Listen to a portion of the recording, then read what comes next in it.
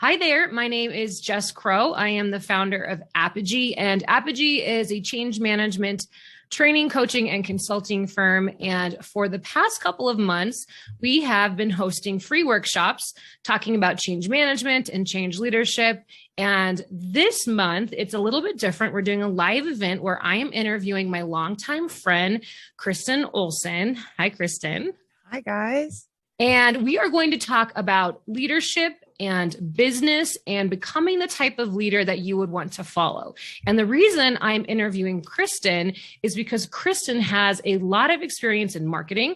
She's an online influencer. She has a podcast that I want her to tell you all about. She's a competitive athlete. There's so much, she's got a really unique background that I thought would be informative for change leaders, change management practitioners, as we are often focused on how do we influence, how do we encourage employees to change their behaviors, and how to align with whatever the solution, the change is within the organization. And a lot of that has to do with effective leadership. And Kristen is a pro in this area. So Kristen, why don't you introduce yourself and explain your background and all that fun stuff? Yes. Well, thank you for having me. I'm super excited to be here. It's nice to be friends, and now we get to play in the business space. So universe speaks. It's good. I'm a longtime athlete. I have 3 younger brothers. I played D1 lacrosse in college.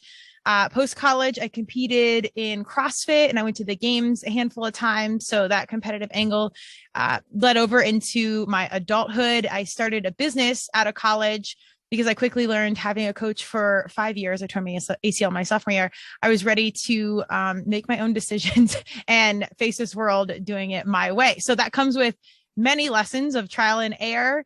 But it was a pretty strong leadership role immediately. And I was the oldest. So some of these things were kind of familiar territory just growing up. I started a lacrosse business. Fast forward, I started to see some similarities in lacrosse and CrossFit in my professional world, and tons of change happening and growth and evolution. Instagram and social media really started to take off. So when I established my company, KO Alliance, we're a marketing and branding firm. We help companies specifically activate in the fitness space, but now we're more lifestyle as trends have gone a little bit more mainstream. We saw that impact of social media and how, larger messages were reaching young people earlier. And being on that marketing and branding side, I felt really responsible to really do things the right way, not just by the rules, but super consciously aligning with people and mission-driven businesses that I could genuinely and authentically align with and get behind.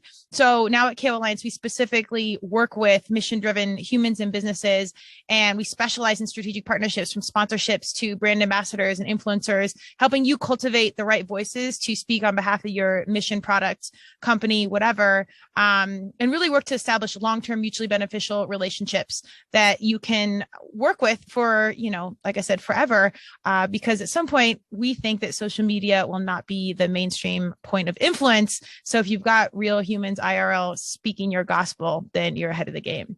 Totally. And Kristen, you and I, we've been, friends for a long time, and we've had a lot of conversations about just kind of the future of influence in particular. And we're sort of in an interesting time right now. And so just to kind of set the stage for people who are listening, there's a lot going on in the business world, not only from companies that are working with brand ambassadors, but inside organizations, there's the Great Resignation. Like, this is a thing where people are leaving organizations in greater numbers than ever before. The whole business, the concept of the business office is being redesigned, where there's people who are working from home and hybrid and in person. Well-being continues to be a major topic of conversation. I think companies are still trying to figure out what that means and how to implement and protect and preserve people's well-being. And there's a lot of movement around kind of younger, to your point, younger professionals who want to work for companies that not only provide them livelihood, but align with their values and their lifestyles. And so, when you and I have talked, you've talked about this transition that you've seen in terms of how companies are working together. And it made me think about how, the workers today are following and wanting to work with companies that, like I said, align with their mission, vision, values on a deeper level. can you describe that shift in what it means to be an influential leader, what it means to be a leader, what you're seeing in your space? And I think there's some relevance here for people who are working within a corporate function, within an organization, leading change initiatives and projects. Sure. Well, I think it's really about two things. One, we had 2020 where everybody had to slow down and really kind of check in whether they wanted to or not and say, am I happy? Do I love this? Do I care about money or who I'm working with? Like, I'm spending so much time with this company or whatever. And, maybe I don't care as much as I thought. Maybe I don't need as much money as I thought. Maybe it's, it's just not worth it. Or maybe I love it. So whatever side you were on, I think that caused just an automatic shift and our change in our thought and that checking on our well-being. Prior to that, I think our young humans are way more dialed into to their well-being and mental health and wellness. I mean, they're just in a world with larger questions and heavier conversations so much earlier than we were because of social media and the internet.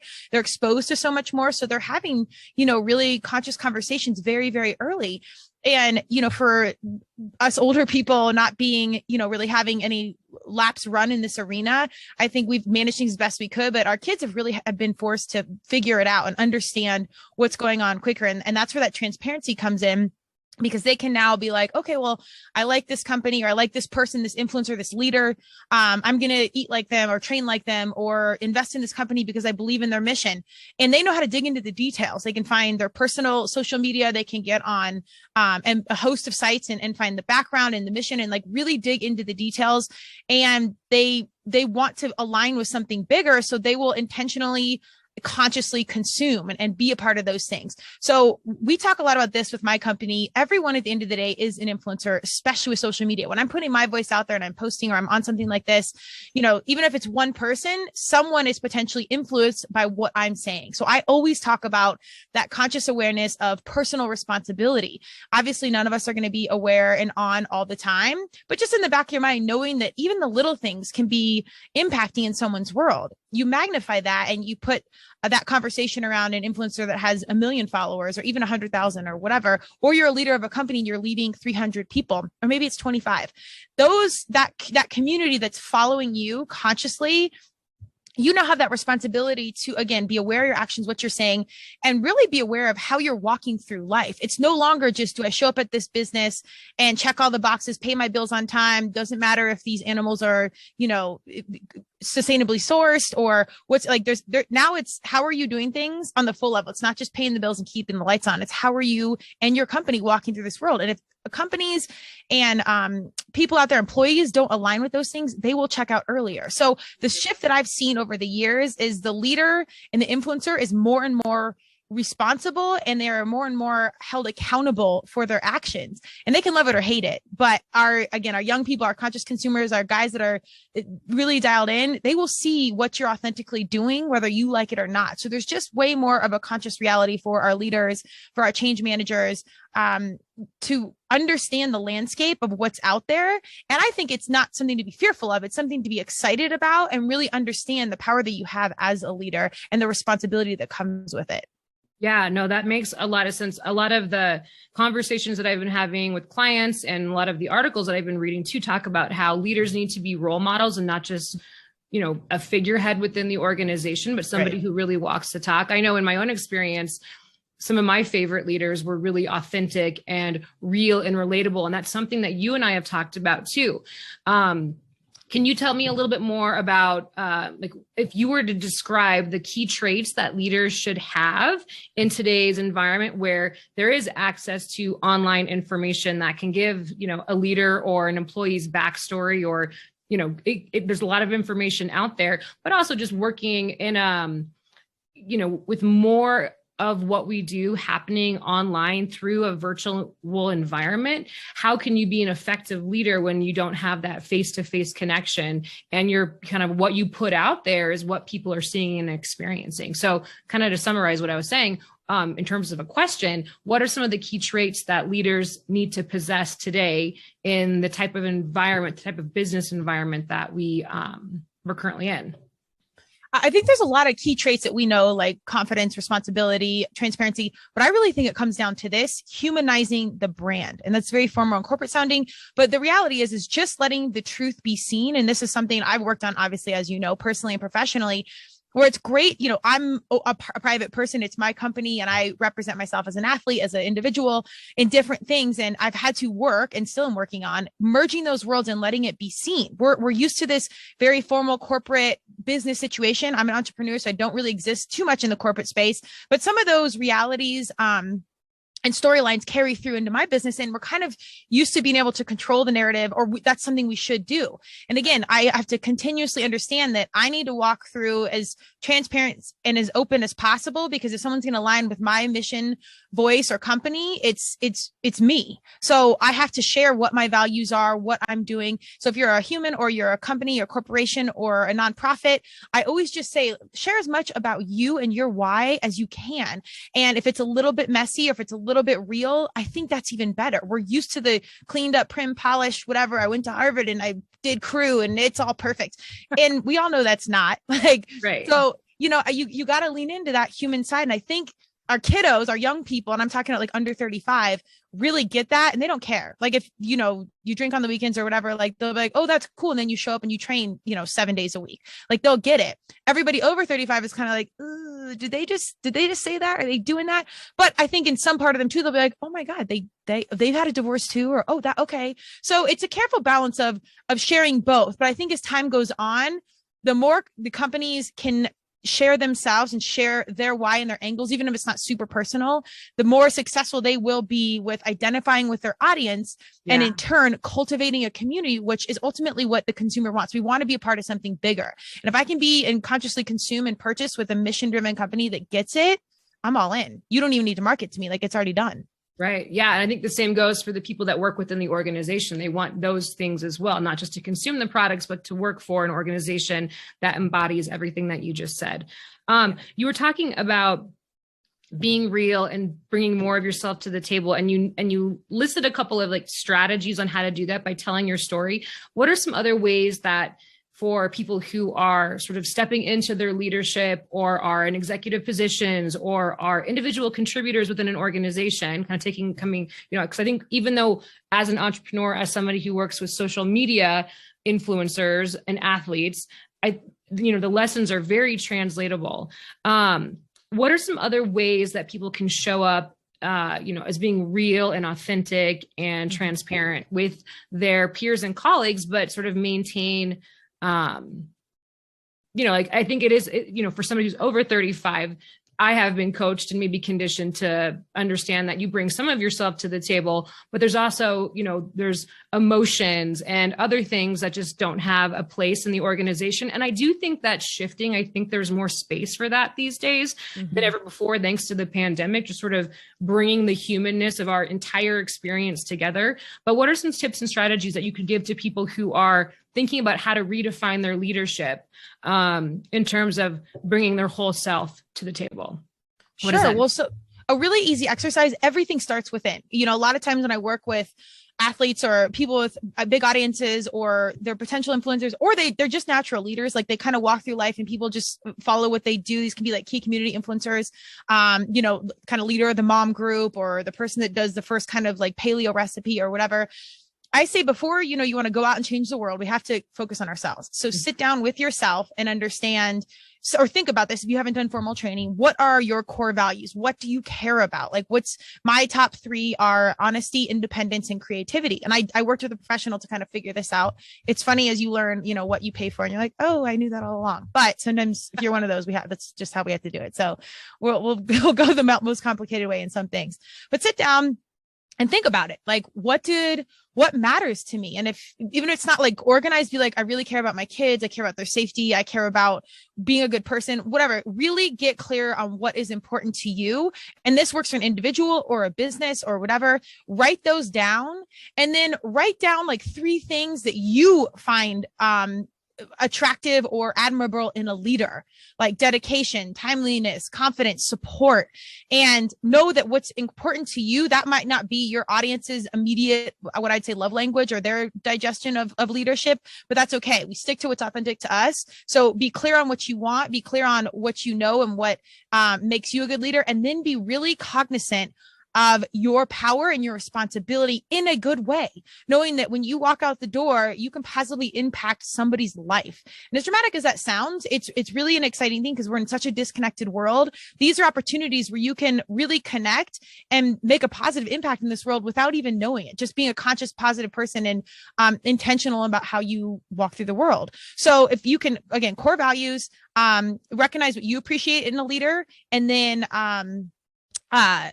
kind of put that all together and accept the responsibility in that. I think just starting there is enough.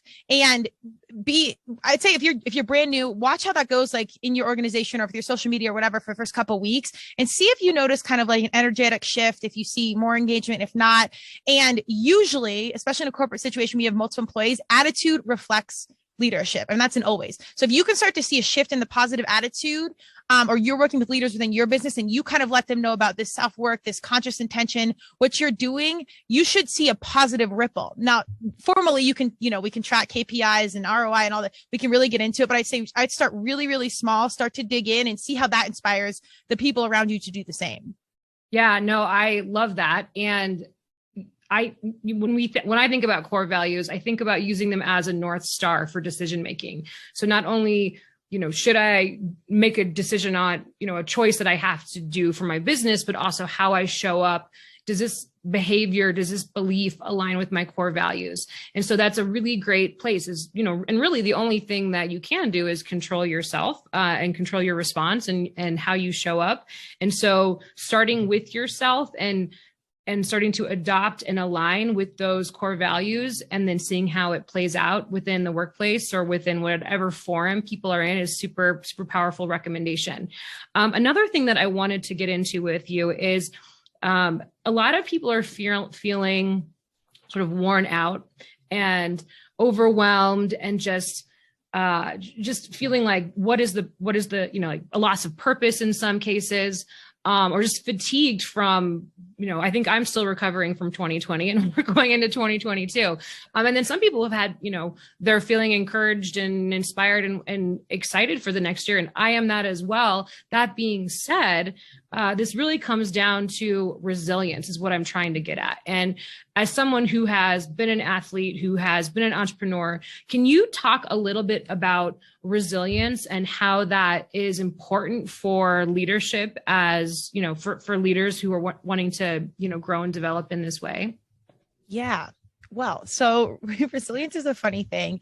As you know, I say I'm exhausted a lot, and it's the truth. One part is because I'm a masochist, and I think the more I smoke myself at the gym or whatever, like that is actually a part of my mental health. So we can bring in a shrink next time to fully unpack all my things. But I think it's really finding that balance, which is a continued process. Turmeric and Tequila, that's why it was the easiest branding I've ever done in my life. It's discussing this balance. It's discussing the imperfections. It's questioning a better way, because we're all just figuring it out, and we still are. So that balance is critical. And resilience is such a beautiful thing, because that usually when it shines through or you understand it or you feel it, it's because you came through a breakdown and now you're on to the breakthrough. So something like me, universe has to whip my ass, like, we're taking you off the team. It's an injury. You're so smoked. You are now paying attention. And right.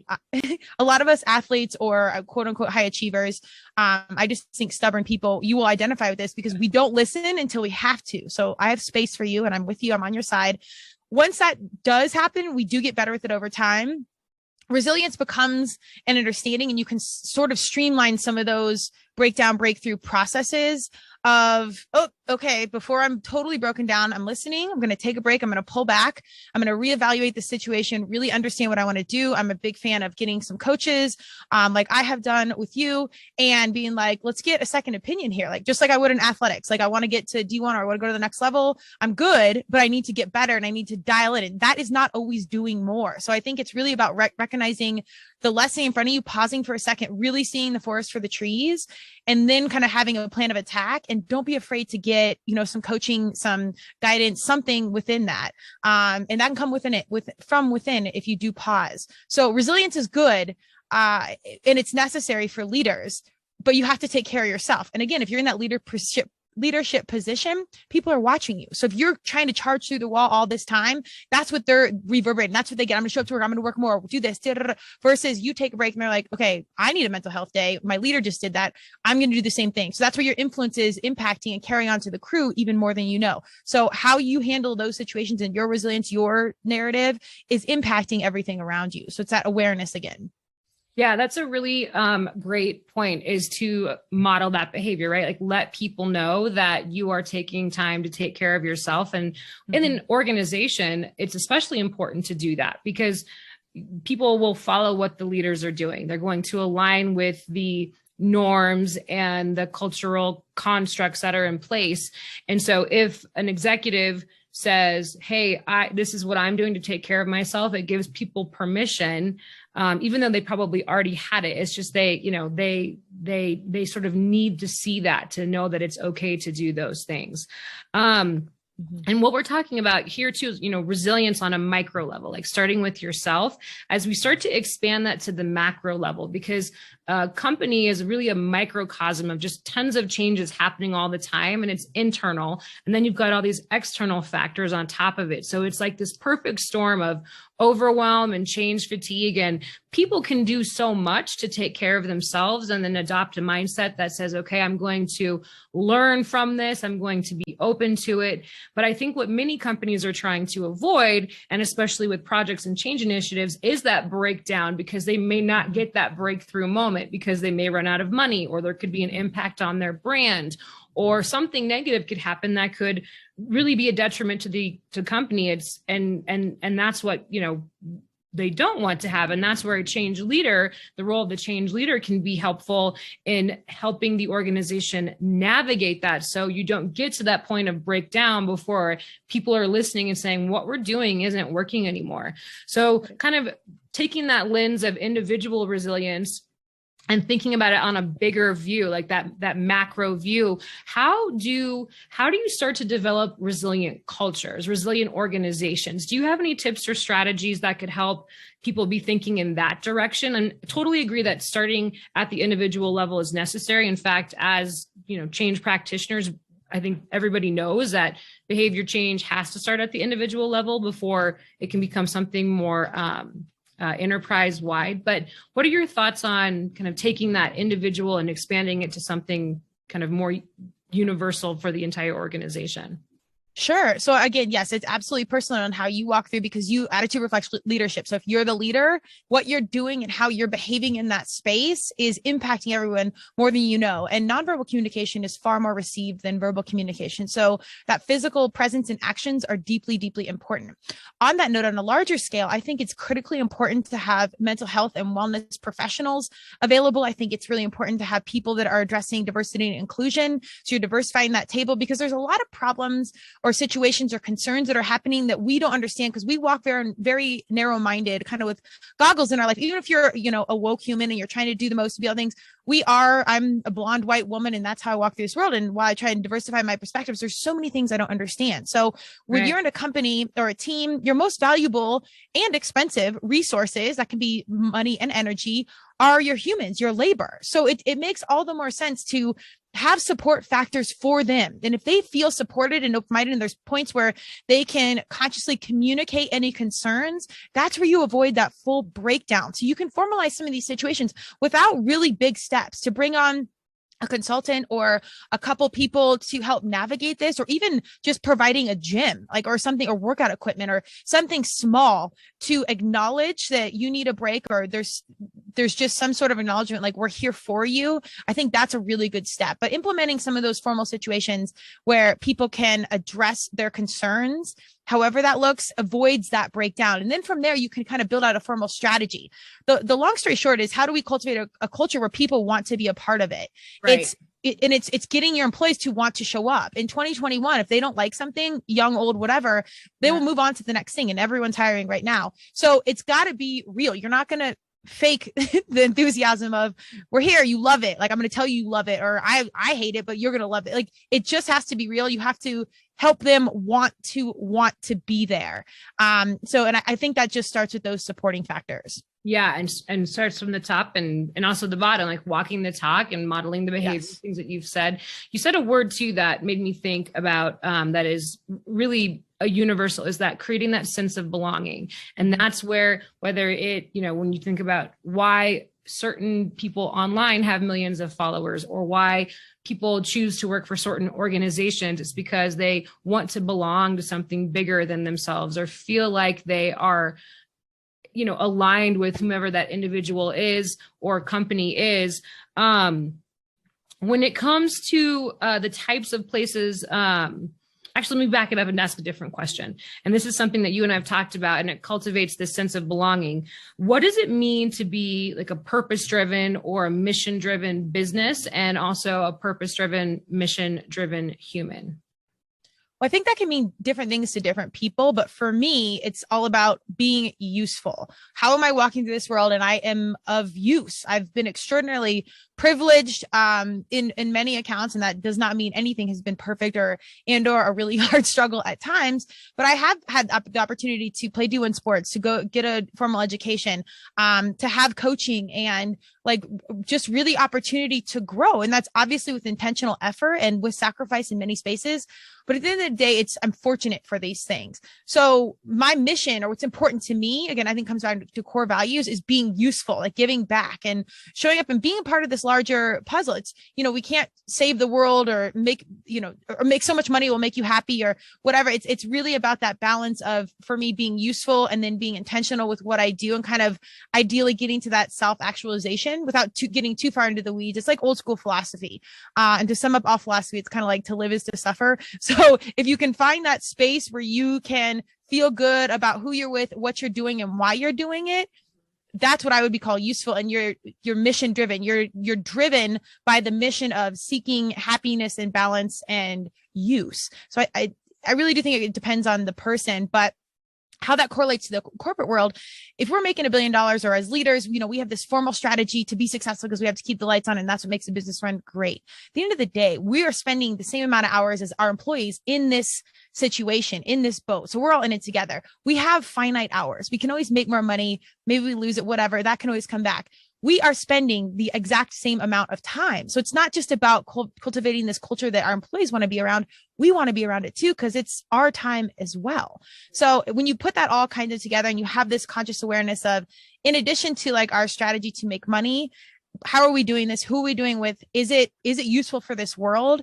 And can we get excited about it? I think they all kind of fit together. So the mission-driven humans and businesses kind of cultivate around those things for me. And when you put it all together, it fits, it works, it makes sense to me, but also it's how I want to spend my time. Yeah, absolutely. So sort of to like summarize what I'm hearing, for people who are developing into leaders, who are current leaders, who are thinking about making a career move to work for an organization where they are more aligned with the leadership, or kind of whatever the situation is, really the best way to think about how to step into your own personal power and leadership is to start with yourself, really take a look at the core values, or figure out what your core values are and start to make decisions from that perspective.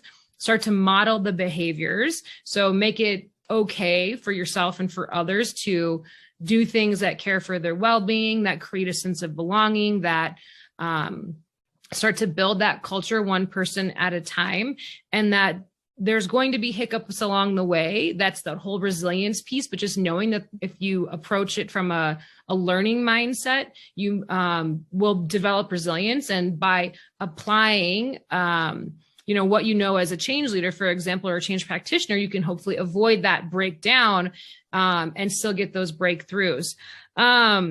Anything else, Kristen, as we are talking about change leadership or leadership and redefining your leadership and becoming the type of person that others would want to follow? Any other tips or recommendations or just observations that you have as someone who kind of works in a very public sphere with sort of very influential, movers and shakers. And again, taking all of this back for people who are on the id side, thinking about how to show up as their best self, their highest performing self. Any other tidbits you'd like to share? Yeah, I would just say, just highlighting the focus and the mindset around being an influencer, a leader, a change maker. It's everybody, and then the more we can step into that and understand that, our smallest of actions or littlest of comments can really, make somebody's day. And while social media and influence and all this is digitally so present, I think at some point it'll continue to fade, but there is still a lot of time during the day when we're not on our phones or we're not consuming media. We are interacting with people. And if you can think personally, like, when you hear like famous people be like, oh, what was a moment that changed your life? And they'll mention like one teacher or one thing, that you probably would never think of. You probably have a memory like that as well. So it's just that conscious mindset of it's awesome that, if you intentionally try and walk this world with a positive mindset, or, you're here to do good, the littlest of things are making this world move in the right direction. So just continuing to focus on our individual actions and things we're doing on a small scale, and then that can apply to that macro corporate level down the road. Yeah, absolutely. I like that a lot. Just be the change leader that you want to follow, essentially. Yeah, and then seriously. the rest will fall into place. Well, great. Well, thank you so much for taking time to talk with me today and to give people some ideas on how to redefine their leadership and become the leaders that they would want to follow. If you have any questions, comments, you can find Kristen and I on most social media outlets. Kristen, where do you hang out the most? Sure. We are digitally everywhere. Mostly in the gym at this point, or with the dog park. Digitally, you can find me at turmericandtequila.com, koalliance.com. Any one of those that you find has all the social media links for Instagram, YouTube, Facebook, Twitter. We are out there. So Google one of those and you will see my smiling face somewhere. Fantastic. Great. Thank you so much. Happy holidays, everyone. Happy New Year. See you in 2022 and take care. Be well. Stay safe. All right. Thanks, Kristen.